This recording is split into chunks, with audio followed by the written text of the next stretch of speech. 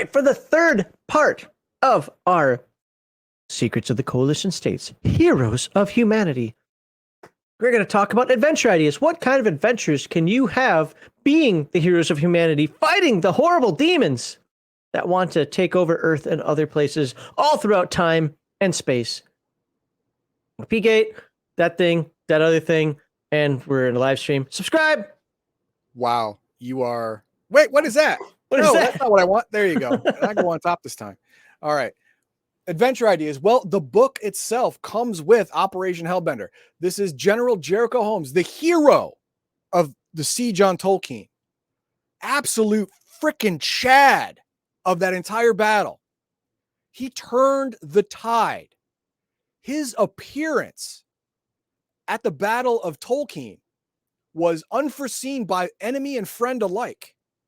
And yet his extreme skill, his human knowledge, intuition, and sheer force of will had him survive through Exidix lands relatively unscathed and come back to surprise the enemy in a devastating strike, which was pivotal in the success and destruction of Tolkien. Absolutely wonderful. I'd follow this man into hell, and so should you, because you know. And you're going to have to if you're fighting demons. You will be following him into hell if you're fighting demons. Yes, and you'll come back. And you'll come back.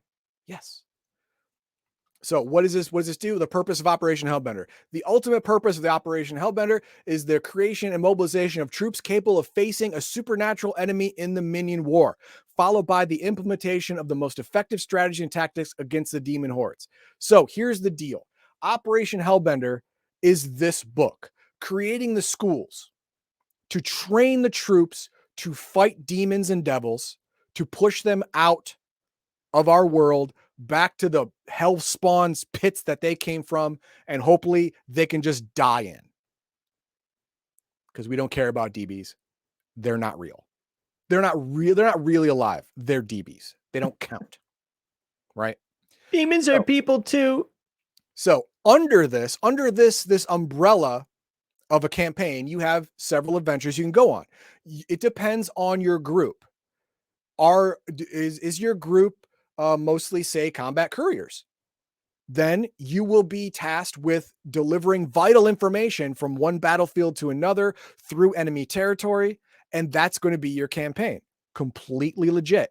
Or are most of you the new demon knights, or the devil knights, whatever, OCCs? That means you're going to be in combat a lot. You're going to be in front lines. That's going to be your campaign, fighting on the front lines, destroying demon and devil alike for the glory of all humanity and the earth. Also very noble, completely legit, respect it. Or are you a mercenary force? Mercenary OCCs, man-at-arms, headhunters, whatever, that get training or not in advanced training, and then fight for the coalition as part of either a expeditionary force or spies or frontline adjacent, like, flanks and stuff like that, backup for major combat, stuff like that. You can have a lot more variety if you are a mercenary group hired by the coalition, because you're more of a jack of all trades type group, and the coalition knows it. So they're going to give you assignments that are varied. And so you're going to get a lot of fresh adventure ideas from your game master, because you are a skeleton key for the coalition. You'll fit in any lock. Are you going to say scout the enemy today? Your group can do that just as well as you are now backup for the frontline force, or you are part of a pincer maneuver in this grand combat. You're the left flank, or you're part of the left flank. Mm-hmm. Or are you an assassin group? Kill this demon general or this devil lord. Assassinate him near a hell pit to make sure he dies forever, and then get the hell out. That is a very, very dangerous assignment. Perfect for mercenaries, because the CS is throwing away money, right? Whatever. Not their own troops. But you're special. You can do it, right? Yep, you can do it. So there are a lot of adventures that can fit under the umbrella of the minion war. Not just frontline fighters. Support is part of the deal, especially, like I said, if you are a mercenary group, you can be tasked to do almost everything for the war effort. From repair of and you usually coalition. task the most exciting tasks. Yeah, the most exciting or dangerous missions are given to mercenaries first, usually. If there's a low chance of survival, you're going to give it to mercenaries. Unless it's super secret, sensitive information that then that's another mission right there. You are to escort this courier from one place to another. He must make it to his destination. The information he has is classified and vital. That's an adventure right there. Escorting him over, making sure he stays alive, making sure his information makes it to the CS brass on this battlefield. Vital information to win that engagement. Yep. That's an adventure right there. That's 3-4 weeks, just that. Right? So the adventure ideas for a war campaign, just like the Siege on Tolkien adventure ideas, are varied and really, really exciting, especially if your players like changes of pace. Because there's lots to do with a giant army ever moving forward. There's lots of different things that need to be done.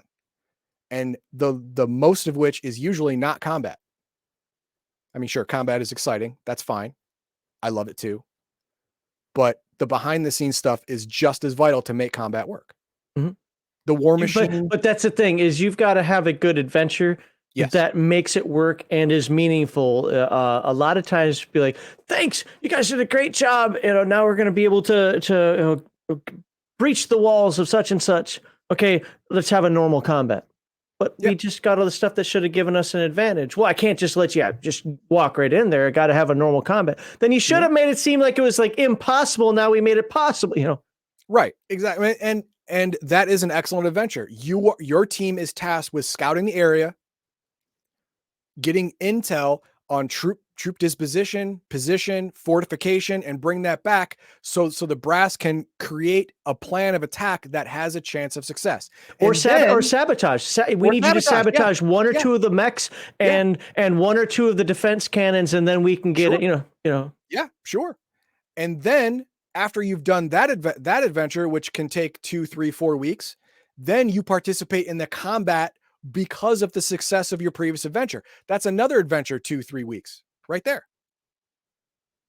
So this Operation Hellbender is many adventures under the umbrella of this one campaign adventure that can last at least 6 months without even being creative. So yeah, there you have a lot of utility. This is the Swiss Army knife of adventures here, and they give a whole bunch of ideas in this book. Whole bunch of ideas. Troop deployments. It talks about the coalition juicers because now augmented humans are allowed in the military as of 110 PA. I was right, 110. And what else do we have? This gives coalition juicer specific. Now the juicer OCC is 99% the same, but coalition juicer has a slightly different skills. Let me guess, they have a kill switch. Yes, they do. How did I know? I did not know that. They have an implant. Let's Later, see Crafty. Top secret. What recruits don't know is their small explosive device is secretly implanted in the skulls of all CS juicers. If we're going to spend all this money making you combat effective, we're not going to let you run away. We're just going to push a button and just pop your head like a balloon. And the skills are a little bit different. And then you have your gear, your dead boy armor, made specifically for juicers, made specifically for them to increase their mobility and stealth abilities.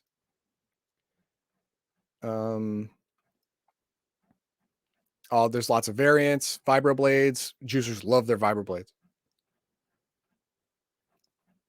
You have wings. You have a special juicer jetpack you can get through proper requisition.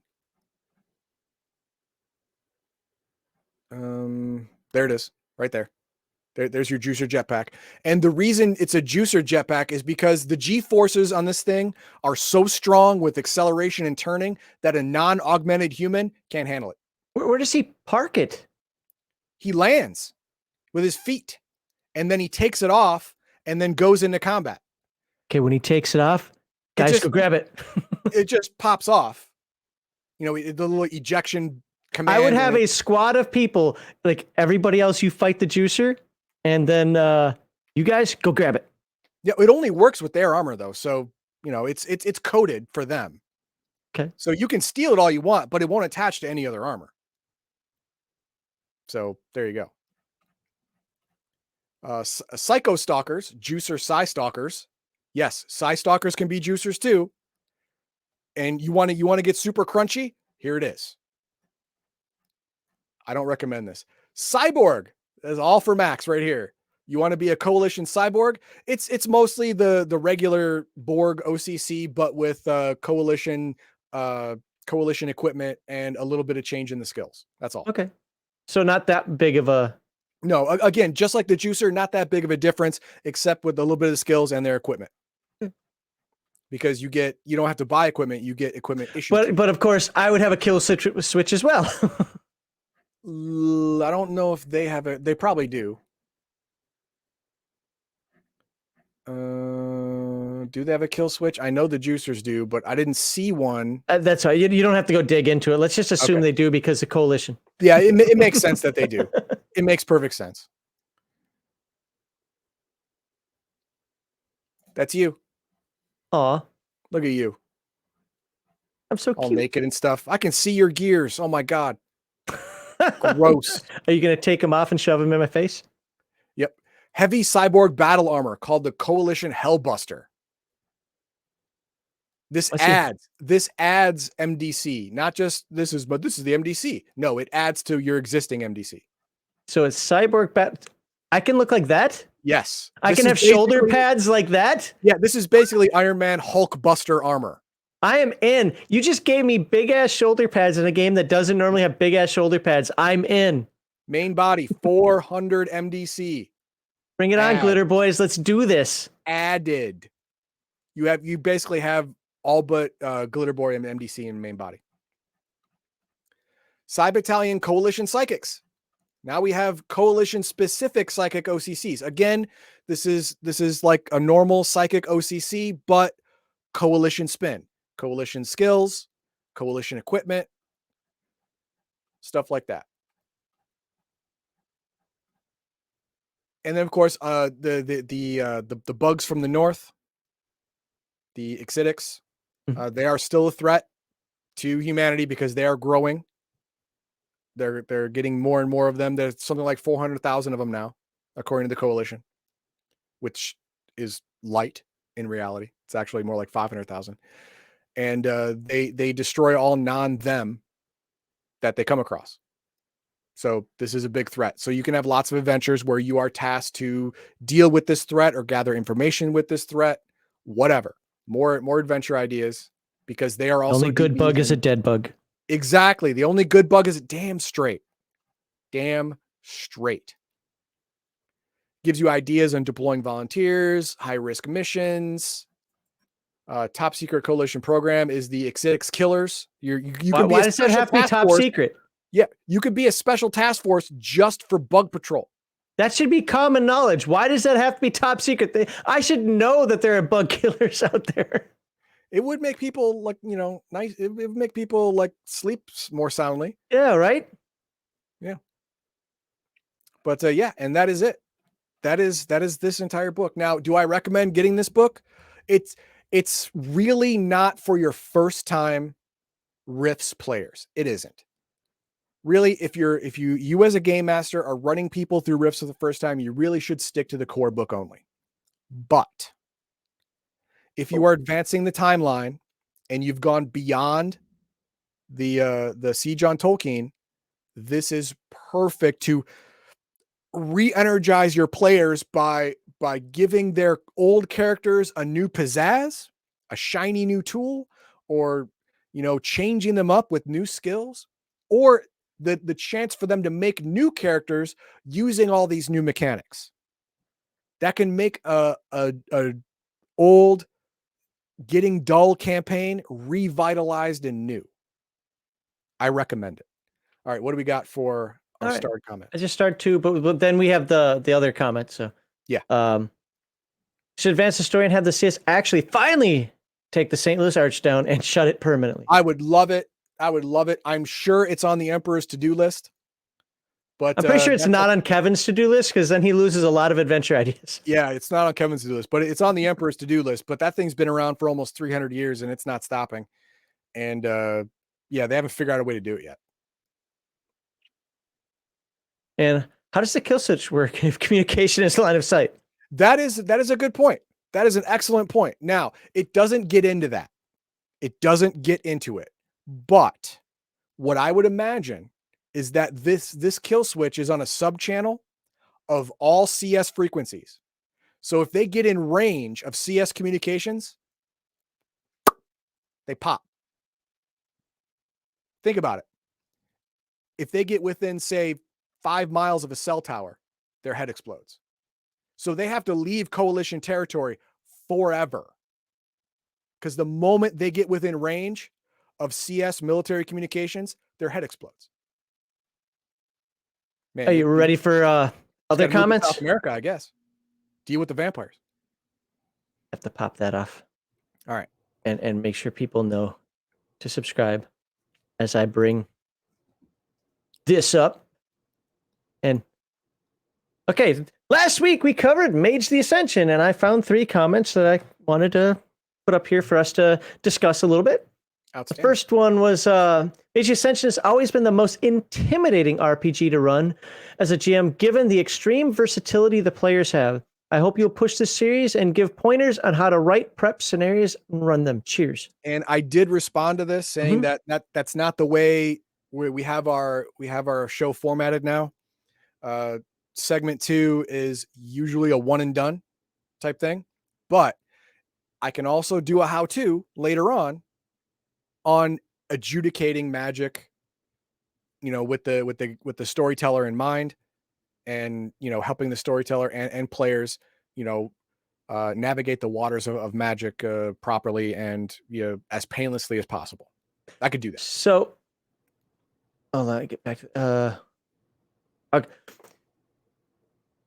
First thing I say about this, and this is kind of based on another comment, is yes, with the type of magic in here, if the game master does not have a good grasp, or let me do the worst case scenario, an experienced player and a new game master, it can become a problem. Because I even heard it in our games where people were complaining about, no, I should be able to do this. I mean, it happened at every game we played where somebody, especially, let's just say when people are in their 20s and they still think they know everything, they try to rationalize everything. Well, science is this. And I always use this one example because I've said it a lot here. It's not to make fun of them, but Garthon used to go off on lasers. A green laser wouldn't do that. A red laser is like, nobody cares. It's a game, right?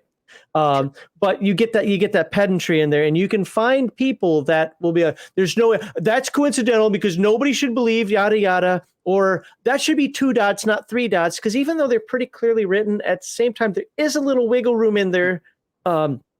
And even Heathen Dog and I can't remember which road it was, but we had a discussion over that where, strangely enough, I thought it was 4, and he's like, no, it's only 3. I should be like, okay, but I was really trying to grasp it. Yeah, no, he wasn't fighting it just to hurt himself or this is the hill I'm going to die on. He was doing it so he had a better understanding at the end of the mechanic and how the magic works. Yeah. So stuff like this didn't happen in the future. Right.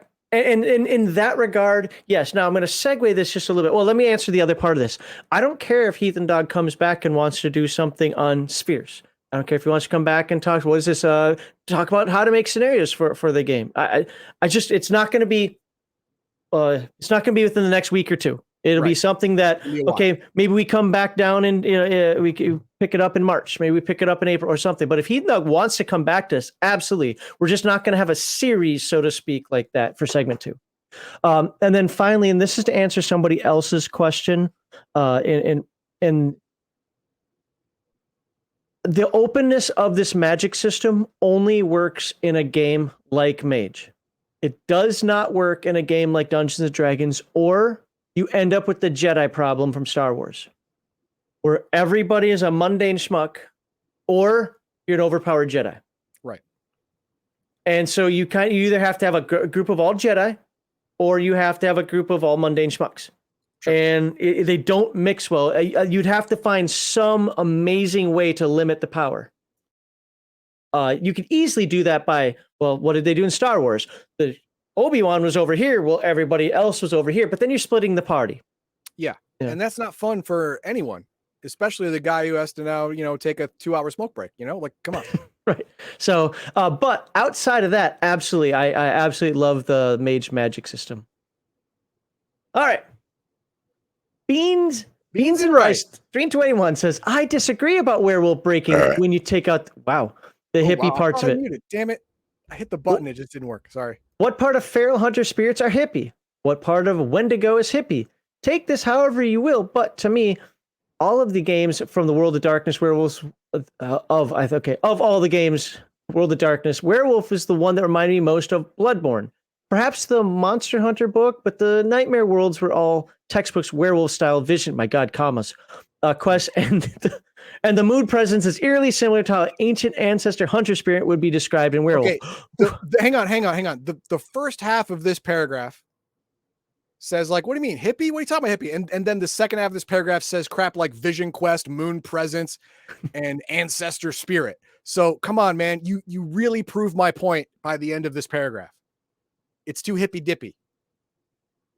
My problem with Werewolf is the same problem that I had with Vampire and even with Mage, except for it was easier to take out of those games than it is in a Werewolf game, and that's like the overarching angst, emo, in this case, rage.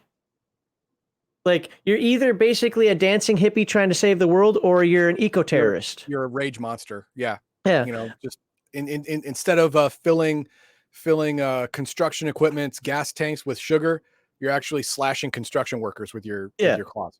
I'm not saying it's bad for everybody. Not interested. Like when we played Vampire, well, the one of them I was in did it, but most of the games toned down the angsty portions of it.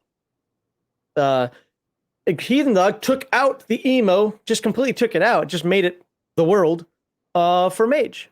That's the only reason I could even play it, and so the same thing here, that, I don't know, it's not for me. To be fair, people like all types, and people like the Dreaming of Changeling. I thought that was dumb. People liked, actually, I thought Wraith was a neat idea, but every time I looked at it, so you're telling me when I start the game, I can make a card wiggle?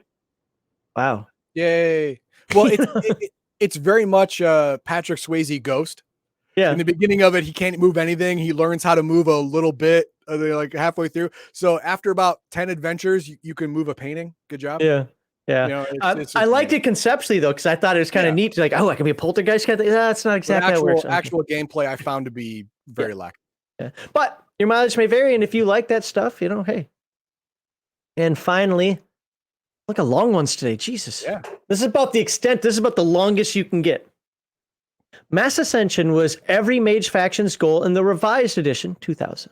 Before that, Ascension was generally understood as something that only happens to a few, and that's how I remember it. I remember it being something that, yes, like not Celestial Chorus, Order of Hermes really wanted, Dwazatep for everyone, blah, blah, blah, Order of Hermes, but it was really a personal journey. It wasn't a group journey overall.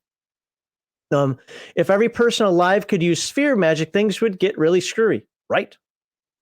Also, it's worth noting that Ascension, to most revised edition writers, was understood as being, quote unquote, in the know about real world politics. This is why I picked this one, by the way. In revised edition, a feminist awakening and a mage's awakening were basically the same thing. So it's a shitty game.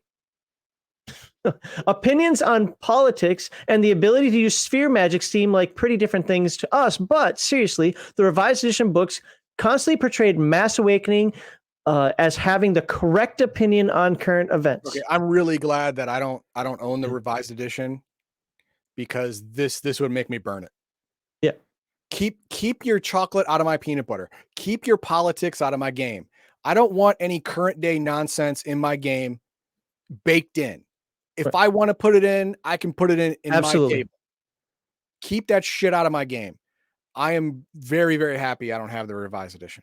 And even without getting too political on this, but that even goes in the fact you have what, third wave, fourth wave feminists and so forth that don't even agree with each other. And so what does that mean? Does it only current day, which would mean only the woke stuff? Or is it more 20 years ago progressive? Or is it more 40 years ago liberal? Whatever terms, that we're changing every couple weeks. I get what he's saying, but yeah, I'm with Ethan Dog on this one. No, you don't dictate at my table what is right in the political sense, because I can turn, like using that werewolf thing, I can turn loving and hugging nature and being a good steward of the world into something, if you want to call it educational, but that might sound on the cuff like, oh, that's some elf territory you're running into. Earth Liberation Front, for those who don't know, that's some Greenpeace thing. Oh, look at us, we're saving the whales. Or it could be subtle, or it could be us. You know what? We're wolves. Yeah. And humans have been around messing with things too much. Let's just take this. We need to go back to before the Industrial Revolution. Let's straight up eco-terrorism. Let's tear it all down. Yep. And who's the good guy? Who's the bad guy? It depends on your point of view. But as the storyteller, you're responsible for all the points of view. If you want them in at your table, you have them at your table. If you don't bring them in. Right. So, yeah, I don't want that written into the game. That's the whole thing of #RPGate. And I think that's one of the things, and I'm saying this intentionally in case a couple people who have recently messaged me actually watch, is I'm not trying to tell you how to play at your table. I might be screaming, if you look at old segment 2s, because we don't do it anymore, or if you even look at some Friday Night Chill streams, I might be more vitriolic than you like. I might be a hateful person in your eyes because I don't agree with you. That's a whole different deal than injecting the crap into the game. Yeah. If you feel it needs to be injected into the game, you're the one with the problem, not me. And I'm not going to be quiet about that. So, all right. Let's take that off the screen. Stop sharing. Subscribe, like, and share.